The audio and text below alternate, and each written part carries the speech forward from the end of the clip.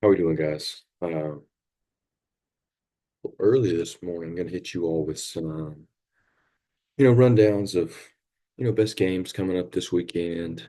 Some best bets for you all to take a look at if you all are um, big into that. Just see what happens. So, first up on the docket is the only ranked matchup we got. Um, for better or worse, on paper, this is the best game. It's Missouri and Texas A&M at Kyle Field. So, really difficult place to play for Missouri. I think they know that pretty well. Kyle Field's always going to be loud, especially for number 9 team in the country coming to town with a ranked Texas A&M team. Texas A&M actually favored in this one. Lines at 2.5 for the Aggies. Now, when you look at this game, you got to think about Texas A&M has played close games against pretty average competition. I mean, they played Arkansas, barely beat them, played Bowling Green, barely beat them, um, lost to Notre Dame on the early year. Um, I mean, they're barely beating the teams they're supposed to beat. And I've been low on Missouri because of, their poor play against Boston College and Vandy, but is this just a battle of I mean, if it comes down to talent, I think Missouri's might that's pretty tight. But one thing to think about is huge star for Missouri is Luther Burden, um, one of their biggest recruits of all time, big wide receiver. He's fast, athletic, and not the leading receiver. I was surprised too. Theo Weiss with 287 yards is their leading receiver. You got Brady Cook back there. Brady Cook and Luther Burden were supposed to be the dynamic duo, the pass thrower, pass catcher of the SEC, at least one of them. And maybe it's Mr. Weiss. I'm sure that'll change. Um, it's an interesting game. I think that if I was a gambling man, it's probably one I'd stay away from. I think it's going to be the line is at such a strange spot. I think something weird's going to happen. Um, but if I were going to pick one, I'd pick Texas A&M to win this game. But I think it might be a weird number, like by 2 or by 1, so that people all get screwed. So I don't know if I'd lay the points with Missouri there, but if you want to sprinkle a little money on Missouri money line, wouldn't be crazy. Um, another go out to the ACC up in Louisville, Kentucky, as the Cardinals welcome the Mustangs out of Southern Methodist University. They will be their first time coming up for an ACC game in Louisville. Um, Louisville's got a decent crowd up there. Nothing crazy, nothing, you know, Kyle Field, Big House, Neyland, Death Valley, Tuscaloosa last week. Wow. Nothing like that, but good football team. SMU, I think, I don't think they're that good. I think they put a hurting on a horrific Florida State team. Terrible Florida State team. What a collapse. But line stands at Louisville -6.5.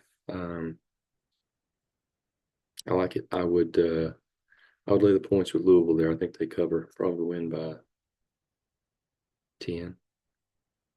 But I think it'll be a good game. Now, the game I'm most excited for, besides those guys, Ole Miss at South Carolina.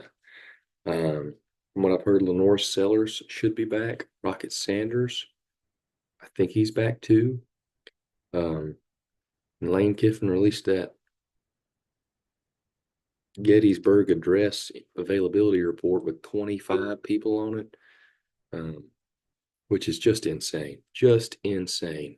Um, little gamesmanship, if you want to call it that. But Lane's working that system like he does. So, but you got Jackson Dart, Quinshon Judkins over there, all really good players. Or oh, I'm so sorry, Judkins is gone. They got what's his name? Give me just a second. I'll check for you. Because Judkins went to Ohio State. I am pretty sure. Let's see who's on this one. What's that fella's name? Parrish, Henry Parrish. That's right. He does a great job over there. Their receivers are really talented. I think that it's going to be a good game. I think uh, Ole Miss maybe in trouble. I really think they're in trouble. That schedule didn't prepare them for Kentucky, and that was at home. They got embarrassed by Kentucky at home.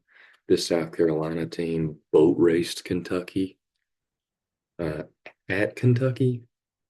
I think South Carolina is a lot better team than people give them credit for. That defensive line is elite with that freshman they've got at D end. Defense overall is pretty good, especially with their backfield. Their safeties are pretty talented. Um, Sellers is an X factor there. You move from Robbie Ashford to Lenore Sellers. It's a big, big change. And by the way, love his goggles. Love them. Real unique. I think it looks good. It's a good look. But the line for this one is Ole Miss -9 as it stands this Saturday morning. Everything in me is telling me South Carolina covers that. I think South Carolina keeps this game close. I think South Carolina wins. If you wanted to throw a little bit of money on South Carolina to win, I think that'd be a smart one.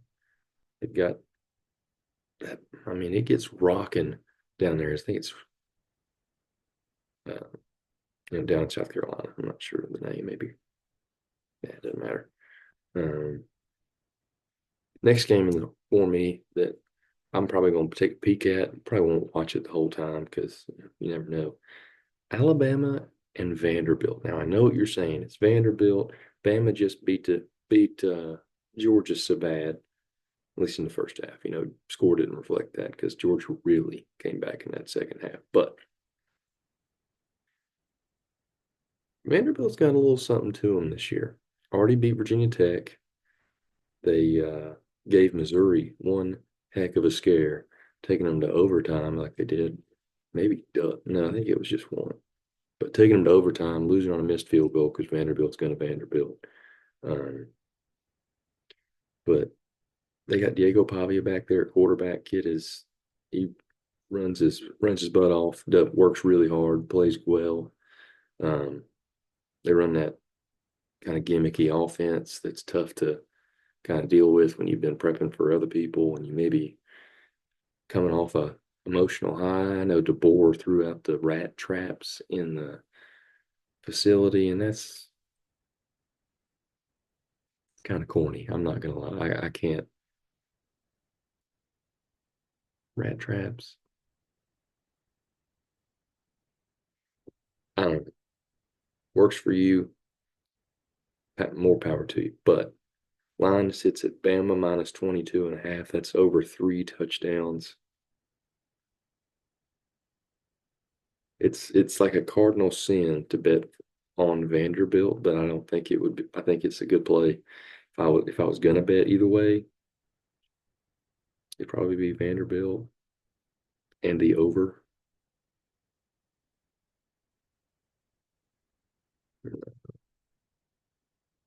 Just Vanderbilt. I don't know about the over. Yeah. Now, fun one for you. Florida State hosting Clemson. Clemson is all. This would have shocked me at the beginning of the year. Clemson only a 14.5 favorite. The fact that I'm saying only, so fun. Love it. 14.5 point favorite. DJ Uyangalele. Talk about pronunciation. Very nice. I could have butchered that, but I think I got it right. Um, he is some kind of hand injury and he's out. So you got Glenn at quarterback for Florida State on a team that is full of transfers that have most likely already quit. And Clemson is going to dog walk this Florida State team. They got no fight, nothing in them. I mean, I think they're going to come out flat and get steamrolled bad. Um, Miami at Cal. Now that's an interesting one. Very interesting. And this one, the over underline is set at 53.5. I would hammer that over. Probably going to be quite a few points. Um, Miami, it's got Heisman well, probably I would say top three Heisman in the, wow, excuse me, guys. A quarterback who is top three in the Heisman right now, and Cam Ward, Xavier Restrepo, and they got a very solid defense. I think that it gets looked past because of how good that offense is. They didn't look great against Virginia Tech, and I'll give you that. Defensive front is talented. There's some iffy secondary, but that iffy secondary is why I'm bumping that over under because I think there'll be some points scored. Now, craziest line I saw. Maybe it isn't that crazy because the dude is that good. Ashton Jeanty could be a Heisman finalist. I think he will be.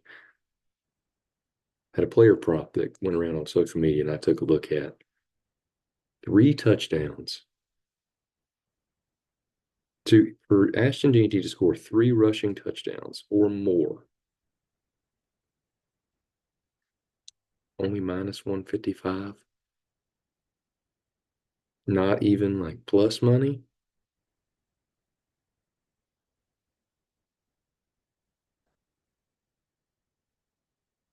That's a tough line, but I mean I bet he'd probably hit it. The only thing is he plays terrible team and he probably won't. Maybe he'll play that long. Who knows? I think that that's ridiculous for a player to be expected to score 3 touchdowns as a running back. Just tells you how good he's doing. Now, big game, and I think will be a sneaky good game. And I'd love it to be because I think Ohio State has got to prove it. They're in a put up or shut up game against Iowa.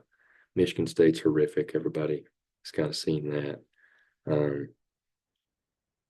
They've got Iowa coming to the shoe, and Ohio State are 19-point favorites.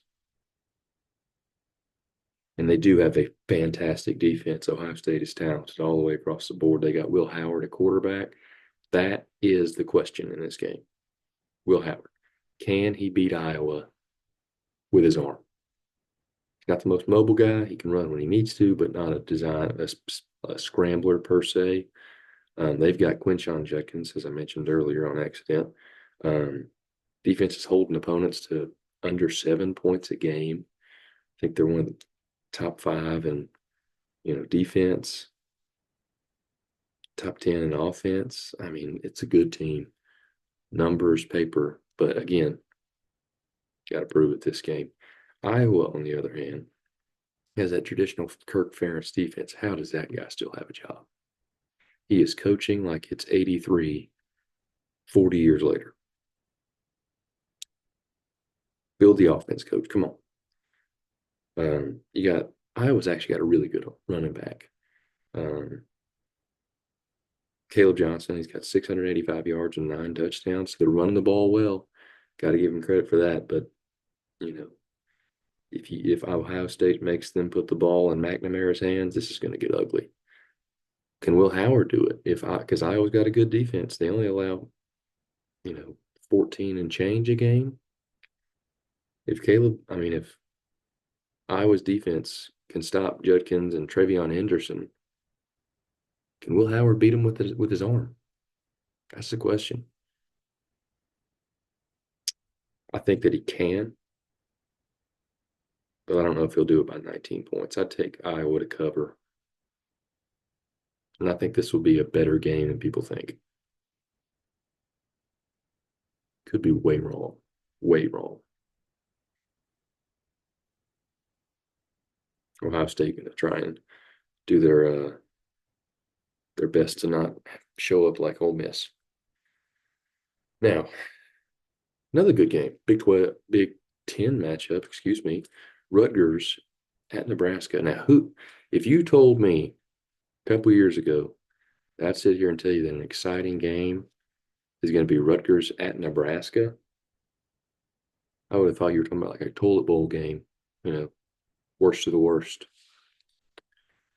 Because wow, if those two programs really struggled, I'm going to talk.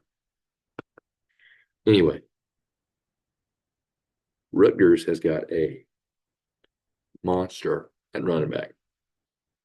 Monangai, I believe is his name. Got close to 600 yards rushing, 6 touchdowns on 97 carries through their first couple games. I mean, the dude has been a bell cow, workhorse, whatever you want to call him. He is carrying the load of this Rutgers offense. He's got the weight of New Jersey on his shoulders. Ain't nobody else picking it up. This guy is a beast. He's going to continue to be a beast against the Nebraska defense that struggled against Illinois. Now, Nebraska is very poor. Not poor per se, but they have struggled to run the ball effectively. They got Dowdle over there at defense at running back. He's only rushed for 277 yards, 4 touchdowns. It's not bad, but averages out are not very good. The guy is, not producing at a super high level. That's partly because they're throwing it so much with Raiola, little Patrick Mahomes clone, if you will. Because what is that kid doing? You think he's gonna like ever realize that what he's doing is just kind of strange? I get that you're paying homage, or you know, he's your idol. He's the person you look up to for quarterbacking. Yeah, sure. But there's a difference between looking up to somebody and maybe like taking parts of their game. Like say, I don't know if any of y'all watch Tennessee basketball, but Dalton Connect, um, finished right behind Zach Edey, freaking tree in the Wooden Award last year, and that guy, models his game after Kevin Durant, but you don't see him calling himself the Slim Reaper, running around acting and trying to make himself appear like Kevin Durant. It'd be weird, and it is weird that Raiola is doing it to this extent. Um, at least to me. Maybe Nebraska fans are like, no, it's cool. He's the second coming of Patrick Mahomes, except this time he's at Nebraska, not Texas Tech. So you need to let it go. But I want you to like really think about it. It's kind of odd, very odd. You think he like his own person off the field, or is he still like Patrick Mahomes incarnate? Strange guy. Anyway, here's an interesting stat for you. I got to give some credit to Crane and Company. Was listening to their stuff. They do great stuff over there. If you want to go take a look. Caller called in. He's a Nebraska fan, and asked him a question that was really interesting. He asked the question, do you know how long it has been since the Cornhuskers of Nebraska have scored a point in overtime?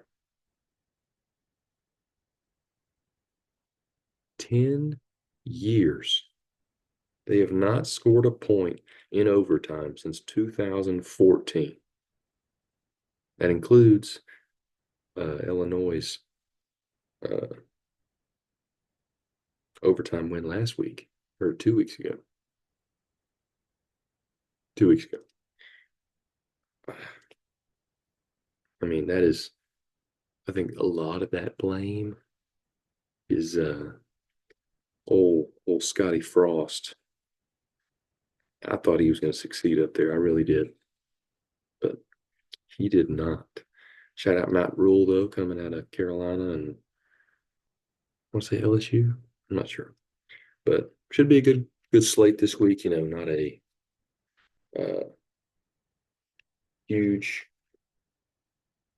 number of good games on paper, but it's college football. Anything can happen. I think you'll probably see some upsets this week. I mean, I called for Ole Miss to lose. That's a big time upset. Threw some shade at Ohio State because I not. I think Iowa's got some dogs on that team. I think they can do it because I think Ohio State's about to get punched in the mouth, and we're about to see what they're made of. Um, and I'm sure they're made of it just fine. They can probably do it, but not to the tune of 19 points, in my opinion. But that's what I got for you. Just a couple games this weekend. Oh, almost forgot. Tennessee at Arkansas. Tennessee has struggled with Arkansas. I hate playing Arkansas because weird stuff always happens.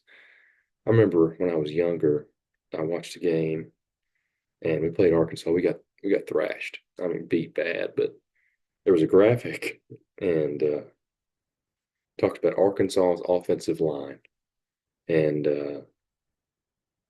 it was the second or third biggest in all of football, including the NFL. These dudes were all 330, 340 plus. And it showed their diet. They were eating 12 to 14,000 calories a day. And it proved itself very true when we played them because we got bullied off the line of scrimmage all night long. Um, not tonight. Not tonight. That Auburn O line of glory is gone, which is weird with Sam Pittman being an O line, having offensive line roots and not having such a piss poor offensive line. Um, maybe that's just because it's tough to recruit at Arkansas as offensive line coach. So take that as you will. Tennessee's got both of their offensive tackles back that we missed in Oklahoma. John Campbell will probably go down about late second quarter with some knee pain because he always does. But with Lance Hurd back at left tackle, we got a good shot to run the ball well, seal the edge and protect Nico so he can throw it if need be. But I think we'll be able to handle business over there. 14-point spread is a little iffy for me, but they've covered it every week so far. And I think with the tackles back, this is going to be a much uglier game than the media is showing you. I got my balls big, 17 plus, and I think it'll be, if it's that low, if it's 17, that game will be a bigger margin than that scoreboard will say. I think final score prediction for me is probably 42-17. I think Taylor Green's going to be picking grass out of his face mask all night long.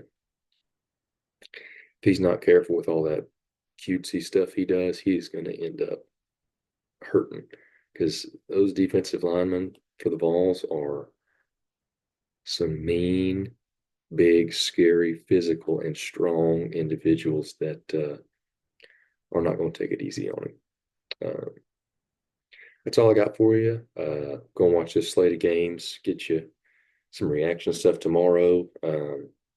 Stick around. We're gonna do a longer show tomorrow. I'm gonna hit on some award stuff. Probably do some, Heisman updates with after this week. I'm also gonna hit Biletnikoff awards, my personal watch list. That's best receiver in football. We're gonna have some surprises on there. Already took a look at it. You've got some definitely gonna have a surprise for you. Um, Guy you need to start keeping your eye on. You might be seeing him on Sundays, even though he's kind of out of the spotlight of the national media for sure. But I think we hit that. I've got what else do I got for you tomorrow? I'll give you a little more of a preview. So I know you get all excited for me. Um, just a second. We'll probably hit some updated conference rankings. May hit all three for the ACC.